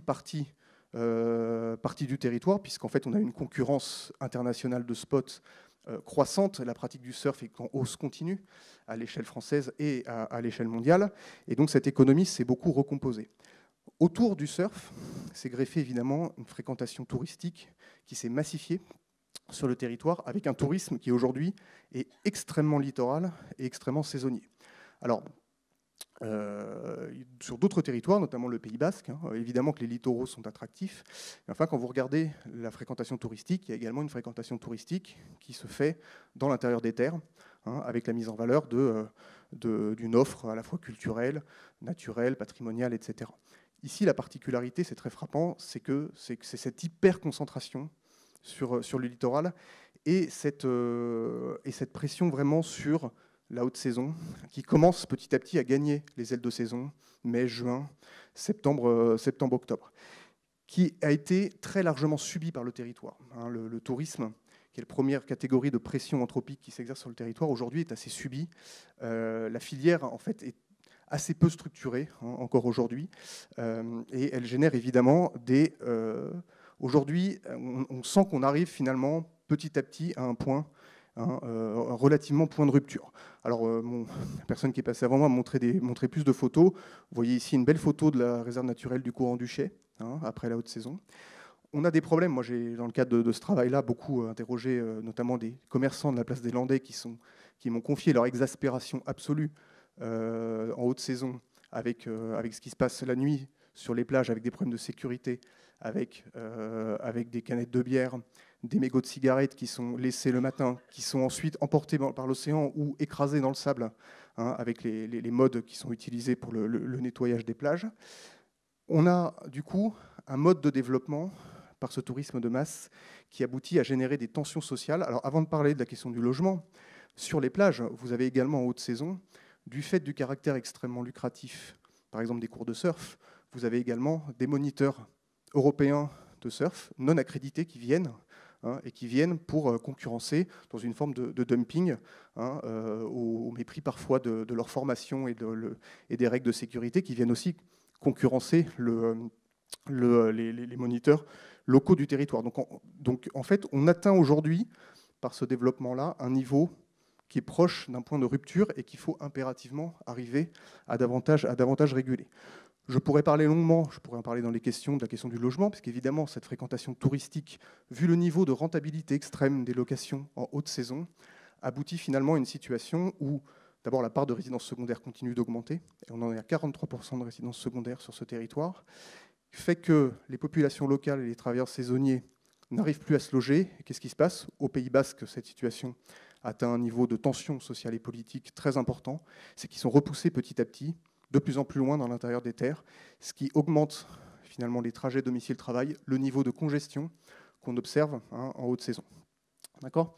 Et donc il y a effectivement tout un ensemble d'une situation qu'il faut arriver à réguler, qui se mesure à travers ces tensions extrêmes sur le littoral, qu'il faut arriver à réguler en matière d'offre de logement, en matière de coordination des politiques publiques. Je pourrais en parler dans la discussion si vous le souhaitez. D'abord, avant de venir sur le reste de la deuxième partie sur la croissance générale du territoire, la partie sur le tourisme, je pense qu'on est sur un territoire où il est nécessaire d'avoir petit à petit, alors ça se construit dans la durée et de manière coordonnée, passer sur un modèle touristique plus qualitatif. Aujourd'hui, le tourisme est largement subi, c'est un tourisme de masse.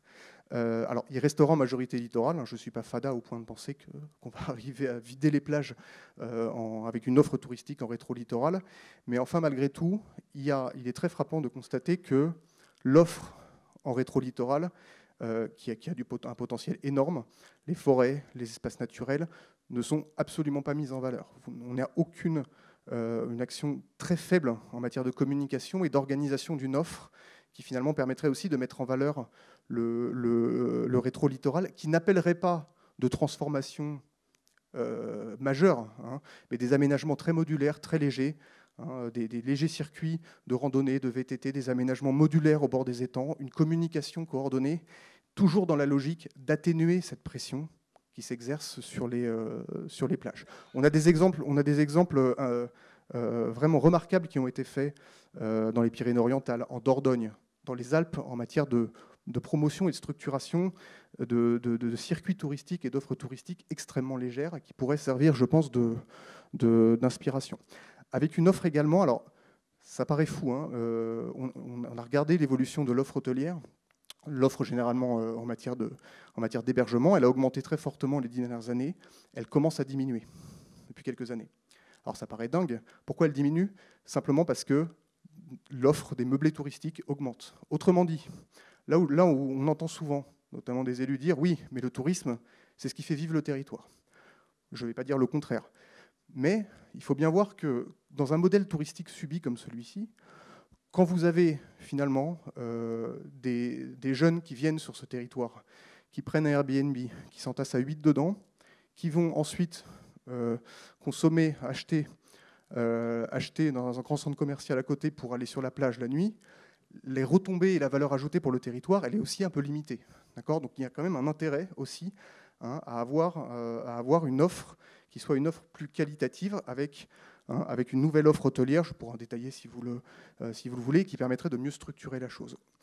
Je suis assez frappé de voir que, vous avez tous entendu parler du buzz TikTok des dernières années sur le territoire, on est face à une image à l'extérieur de ce territoire qui est faussée, où beaucoup de jeunes sont absolument persuadés que ce territoire, c'est Ibiza. C'est un lieu avec des boîtes de nuit partout, où on fait la fête, etc. Ce qui est quand même le contraire de ce qu'il est, c'est-à-dire plutôt un modèle de fréquentation plus familiale, avec du coup une offre en matière de restauration, de loisirs, qui est plutôt une offre un peu plus haut de gamme. Et donc on se retrouve avec cette fréquentation, ce hiatus, qui fait que les jeunes, du coup, se retrouvent sur la plage en masse avec tous les problèmes qu'on a évoqués. Je voudrais finir en quelques minutes. Là, j'ai parlé du modèle touristique, le lien entre le modèle touristique et la pression anthropique. Je voudrais parler du modèle de croissance du territoire de manière générale, puisqu'en fait, l'éruption du surf et ce tourisme de masse a amené également une croissance démographique impressionnante depuis une vingtaine d'années. Quelques chiffres, je ne vais pas vous assommer avec. Aujourd'hui, ce territoire, c'est à peu près 70 000 habitants. Dans le rythme actuel, ça pourrait être 80-85 000 entre 2030 et 2035. Ce territoire gagne 2,1% de population par an depuis 15 ans, contre 0,3% à l'échelle nationale, comme rythme. Un tiers des gens qui sont là depuis moins de 5 ans. Cette croissance, elle est quasi exclusivement faite de nouveaux arrivants, essentiellement, traditionnellement, des retraités, mais de plus en plus avec le télétravail, des familles d'actifs, la trentaine, la quarantaine, qui veulent changer de vie, etc., etc. Et donc, on a des chiffres absolument impressionnants de croissance démographique qui se sont traduits par une transformation du territoire, une artificialisation des sols extrêmement rapide. Donc, vous voyez une transformation des espaces naturels et agricoles pour d'autres destinations, hein, du logement, de l'activité, de la voirie, etc., avec un triptyque lotissement, zone commerciale et zone d'activité économique.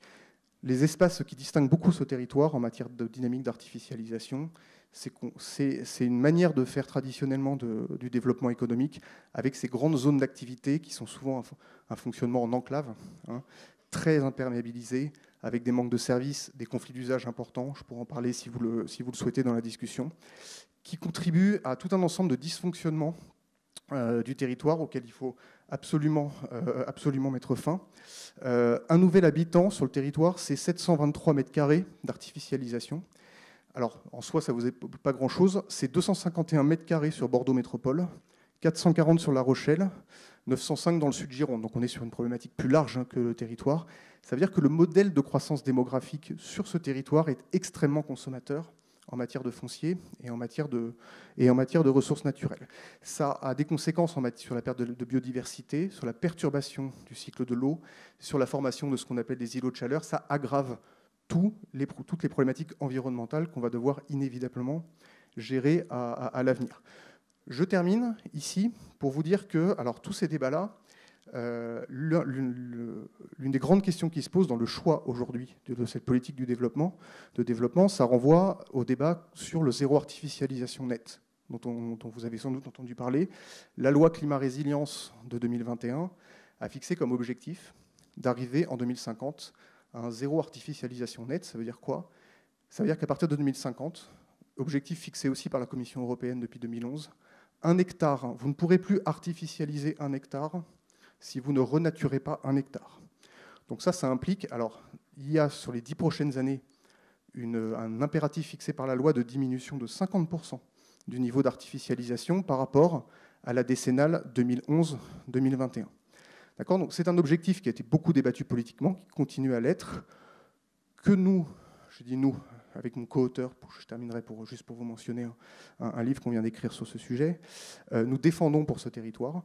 On pense que justement par rapport à tout ce que je vous ai dit, le zéro artificialisation nette, c'est une aubaine pour ce territoire. Ça l'oblige justement à avoir un modèle de développement où on arrête de consommer, ce qui est la tentation aujourd'hui, avec la pression, on arrête de consommer les espaces naturels et les espaces agricoles. Alors, tout le monde n'est pas d'accord politiquement aujourd'hui sur cet objectif, sur ce territoire. Il faut bien voir qu'aujourd'hui, avec le rythme actuel, vous pouvez créer de la valeur en artificialisant. Vous répondez à une pression démographique, immobilière. Vous artificialisez, c'est très facile. Vous créez de la valeur à court terme. Si vous faites ça, je reviens à ce que je dis sur l'élément historique de ce territoire, ce qui explique qu'il explose en termes d'attractivité, c'est justement la qualité exceptionnelle de son littoral et de ses espaces naturels. Si vous déplacez le curseur et vous artificialisez, finalement, vos rendements vont décroître. C'est un fusil à un coup. Si vous continuez ce développement-là, à l'arrivée, vous n'aurez plus rien en termes de potentiel. Vous tuez votre potentiel. Et donc, c'est en ça que sur ce territoire, il est nécessaire de rentrer dans une politique nouvelle où on redéveloppe sur l'existant, on protège finalement ces espaces naturels. C'est un travail qu'on mène aujourd'hui et qui implique également d'avoir une meilleure connaissance de la géologie du territoire et des sols dans l'action que vous allez avoir sur les espaces. Quand on a analysé ce territoire-là, on s'est aperçu effectivement qu'on avait un sol, on est sur un territoire d'eau de manière générale. Dans l'histoire de ce territoire, il y a eu des moments sur le littoral, des moments sur les terres. En fait, tout ça, il y a un même système hydraulique qui relie les deux. On est sur un sol extrêmement sableux, extrêmement perméable. Et donc, pour conclure, ce qui me semble important de dire, vu la thématique aujourd'hui, c'est qu'on a eu historiquement ce peuplement, ce développement qui tournait le dos au littoral. Aujourd'hui, on a une attractivité qui s'est structurée depuis 20 ou 30 ans de manière extrêmement poussée sur le littoral et qui a des effets par rebond sauvage sur l'artificialisation des sols dans l'intérieur. Je pense que le devenir de ce territoire, c'est justement cette réconciliation et cette pensée de l'aménagement en complémentarité entre le littoral et l'intérieur des terres. Je vous remercie.